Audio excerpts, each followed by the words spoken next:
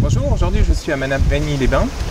Il y a quelques mois, j'ai rencontré une personne en formation qui s'appelle donc Fabrice Turbo. Fabrice nous racontait dans cette formation comment l'auto-hypnose en fait l'avait aidé dans sa vie, et aujourd'hui en fait il anime des formations d'auto-hypnose sur l'île. Et ce que je voulais vous proposer dans cette petite vidéo, c'est d'aller en savoir un petit peu plus sur l'auto-hypnose, et notamment une chose vraiment hallucinante que Fabrice nous a raconté: comment il a appris à jouer du saxophone sans aucun cours de solfège, grâce uniquement à l'auto-hypnose. Donc aujourd'hui je suis à Manapigny-les-Bains chez Fabrice, et Fabrice va nous parler dans quelques instants de l'auto-hypnose. Fabrice, merci de nous recevoir. Merci, bienvenue à vous. Est-ce que tu pourrais, donc on s'est retrouvés il y a peut-être le mois dernier, Ouais, c'est ça. où tu avais participé à une formation que j'animais que je co-animais avec Eric Gutiérrez sur apprendre à communiquer de façon authentique. Ouais, exactement. Et c'est vrai que de prime abord comme ça, on apprécie beaucoup ton humilité, ta modestie, qu'on peut confondre avec peut-être une réserve, une timidité. Mais en fait, tu as énormément à l'intérieur de toi d'expérience, il y a vraiment quelque chose de très puissant, de très ancré chez toi. Et apparemment, c'est l'auto-hypnose qui t'a permis de développer en fait toute cette assurance, cette assise intérieure en fait qu'on peut voir quand tu nous parles de tes expériences. C'est vrai que j'ai découvert l'auto-hypnose il y a maintenant 3 ans, à travers des ouvrages, des livres qui m'ont interrogé justement puisque ça faisait plusieurs années que je suis à la recherche du bien-être et du travail sur soi. Et c'est vrai que cet outil en fait est pour moi l'outil le plus complet pour arriver justement à travailler sur soi, à décupler ses propres capacités. Tout simplement, je suis parti du constat qu'on sait que l'homme utilise entre 5 à 10% de son potentiel, et je me suis posé la question: est-ce que c'est possible d'arriver en fait à accroître ce potentiel, et comment il fallait le faire. Et c'est comme ça que j'ai trouvé l'auto-hypnose. Au départ, l'hypnose était quelque chose pour moi de spécial, dans le sens que j'avais vu à travers des spectacles. Pour moi, c'était quelque chose qu'il fallait un hypnotiseur pour le contrôler, donc l'auto-hypnose, ça m'a un peu surpris. Et ensuite, j'ai compris très rapidement que c'est un état naturel qu'on retrouve, qui ressemble un peu à la méditation, et qui nous permet donc d'accéder à notre potentiel, c'est-à-dire l'inconscient. En fait, le conscient a donc jusqu'à 2000 informations secondes, traite jusqu'à 2000 informations secondes, et l'inconscient traite 400 milliards d'informations secondes. L'inconscient, c'est quoi par exemple? C'est ce qui nous permet, pendant qu'on est en train de discuter, tout simplement comment par exemple de notre cœur qui continue à battre, la respiration, la digestion de ce qu'on a bu comme infusion tout à l'heure. Donc tout ça se passe sans qu'on ait conscience. Donc c'est bien l'inconscient qui maîtrise tout ça. Et donc à partir de là, l'idée c'est de se dire comment est-ce que c'est possible de mettre à sa disposition la force de notre inconscient. Ok. Et tu nous avais raconté lors du stage auquel tu avais participé que tu avais appris le saxophone. Oui, c'est vrai. Grâce à l'hypnose, grâce à l'auto-hypnose. Est-ce que tu pourrais nous raconter un petit peu les résultats que tu as eu grâce à l'auto-hypnose? Et parle-nous d'au départ, tu connaissais pas du tout le saxo, tu avais juste envie de jouer et c'est tout. Depuis tout petit, en fait, je rêve de jouer au saxo.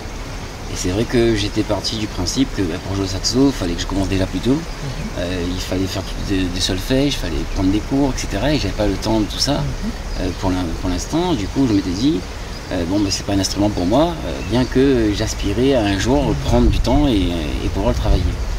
Et ensuite, un jour, en fait, il m'est arrivé que j'ai eu l'opportunité de créer un album sur lequel j'avais, en guitare-chant, participé sur 4 morceaux. Et puis il y avait un 5e morceau qui était avec mon père. C'est lui qui chante et qui fait la guitare. Donc du coup, d'un coup, je me suis dit, mais mince, si lui chante et fait la guitare, je participe pas au morceau. J'aimerais bien en fait participer d'un instrument. Et tout de suite, c'est vrai que je me suis dit, ce morceau-là, il passerait bien en saxo, mais j'aurais pas les compétences, puisqu'il fallait, c'était le mois d'après qu'on enregistre au studio. Et puis j'ai un ami qui m'a permis donc d'avoir un saxo, et puis m'a dit voilà, si tu sais souffler dedans, tu pourras utiliser et le faire pour l'album. Et je m'étais dit, mais comment en un mois je vais pouvoir jouer au saxo alors que des personnes travaillent des années. Alors je me suis dit, mais effectivement, ces personnes qui travaillent pendant des années utilisent tout simplement le conscient, c'est-à-dire donc les 2000 informations secondes. Cela dit, on peut constater qu'il y a des musiciens qui sont dans le ressenti, il y a des musiciens qui sont dans la fibre, il y a des musiciens qui ne sont pas dans le calcul ou le mental de la musique. Et donc du coup, je me dis peut-être que ça doit être une clé. Et là, j'ai dit c'est le moment de mettre en application ce que j'ai appris en travers l'auto-hypnose, donc la ressource intérieure, donc travailler avec l'inconscient. Et donc je me suis mis dans le saxo, puis je me suis en état d'auto-hypnose. Et à un moment donné, donc au départ ça m'a pris quand même presque une semaine avant de souffler. Et quand j'ai mis en fait cet état d'auto-hypnose, je me suis retrouvé à souffler et à faire des notes assez rapidement de commencer à m'amuser alors que je venais d'apprendre l'instrument. Des fois on voit qu'un instrument, avant de s'amuser, il faut du temps, il faut de l'application. Et donc c'est ce qui empêche les gens de continuer en fait, parce qu'il y a un travail dur avant au départ. Et en fait là, c'est un petit peu comme si que je me suis retrouvé sur le ressenti complet. Et puis j'ai laissé, comme on dit, le feeling. Et je me suis retrouvé en fait à faire l'air que j'imaginais qui pourrait aller avec la chanson. Et puis c'est arrivé en fait en deuxième étape. Donc dans un premier temps c'était quelques notes qui sortent. Et puis un jour on répète, donc tout le monde était là, etc. Les amis qui me connaissent, qui savent que je suis pas saxophoniste je veux dire. Donc on était en train de répéter pour le spectacle, pour l'album. Ouais. Et donc on fait nos morceaux, puis c'est le tour de mon père. Et puis je prends le saxo, et puis tout le monde s'est dit il va essayer de s'entraîner, faire des choses. Et puis du coup je me suis sorti une mélodie qui était appropriée dans les gammes, et avec le solo qu'il fallait. Et moi-même j'étais surpris. Et je savais pas en fait à quel point ça allait avoir un impact comme ça. Aussi rapidement en fait comment faire des mélodies. Ils ont dû être surpris, non? Ils ont été surpris, effectivement. Ce qui s'est passé, c'est qu'ils se sont tous au départ dit, Fabrice s'est entraîné pendant des mois au saxo, et il nous a fait une surprise ce jour-là, c'est pas possible d'arriver à faire ça. Et puis comme certains me connaissent beaucoup, ils ont très vite compris que c'était justement cette manière de travailler, donc la clé de l'écoute de son inconscient, qui m'a permis de toucher aussi vite. Et après, le jour de... J'avais quand même une appréhension, puisque c'est quelque chose que je découvrais. Une appréhension, quand tu arrives en studio, je me suis dit, avec la pression du studio, etc., et tout ça, est-ce que je vais pouvoir reproduire ça? Et en fait, je me suis retrouvé à être dans le studio, et puis c'était un ingé son super qui m'avait mis en confiance. Et du coup, il m'a dit, vas-y, il envoie la mélodie, et place ton... Et puis j'ai placé le saxo, une prise, et puis... on a fait donc l'enregistrement. Aujourd'hui c'est un album avec des petites notes, et puis je me suis perfectionné. Mais c'est vrai que j'ai choisi du coup de travailler cet instrument en le mentalisant, en le visualisant, plus qu'en l'utilisant physiquement. Et donc ce qui fait que pour l'instant en fait je le joue qu'en concert, où on répète. Je me suis dit je vais travailler ce morceau plutôt en ressources. Donc voilà comment ça s'est passé pour le saxo. Waouh, c'est une magnifique histoire qui vraiment permet de montrer à quel point les ressources inconscientes elles sont très fortes. Et le fait de lâcher prise, le fait de faire confiance. Et j'imagine que dans tes formations que tu animes, c'est là-dessus que tu insistes. C'est là-dessus que j'insiste. C'est vrai que je ne vais pas proposer à tout le monde d'apprendre le saxo, puisque ça part du principe que tu vas chercher tes propres ressources pour faire ce qu'il y a de plus... ce qui te tient le plus à cœur. Ouais. Donc je ne propose pas un plan ou une manière de faire qui fait que quelqu'un qui veut être pilote d'avion, n'importe qui peut le faire. C'est pas là où je veux en venir, mais c'est vrai que s'il y a quelque chose qui nous tient à cœur et qu'on aimerait acquérir, que ce soit la confiance en soi, que ce soit la capacité d'animer un atelier, ou que ce soit de vivre ses rêves tout simplement, des rêves profonds, c'est simplement d'arriver en fait à apprendre des petites techniques qui peuvent être simplement d'entrer dans cet état modifié de conscience et donc d'utiliser ses propres ressources. Et ensuite, c'est comme un muscle, plus on va le pratiquer et plus on va l'acquérir.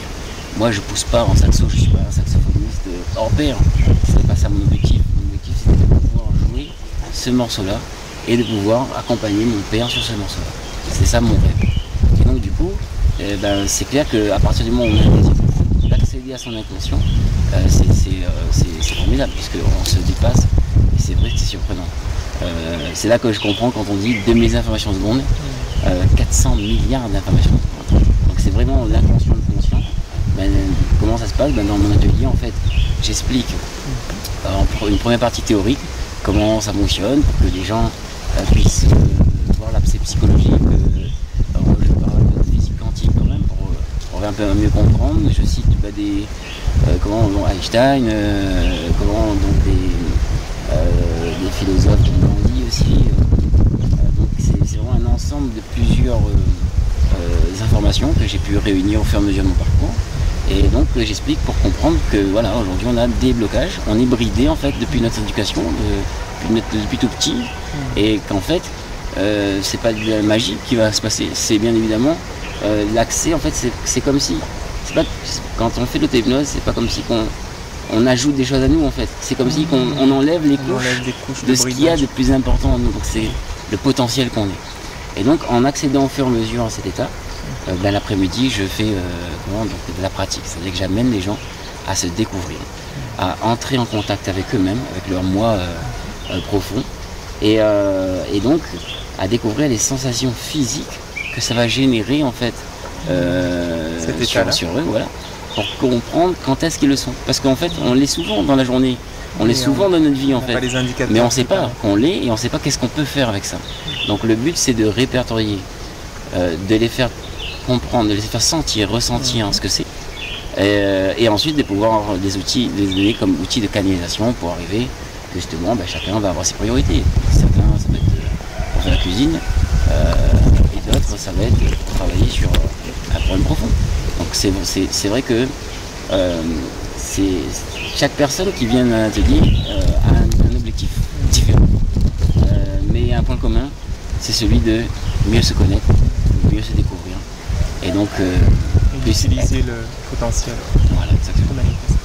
Ok, super. Donc voilà, alors les méthodes sont simples. Je ne sais pas pourquoi est-ce qu'on n'enseigne pas depuis tout petit, bien que j'ai une idée, mais dans le principe, en tout cas, c'est quelque chose de très simple à mettre en pratique.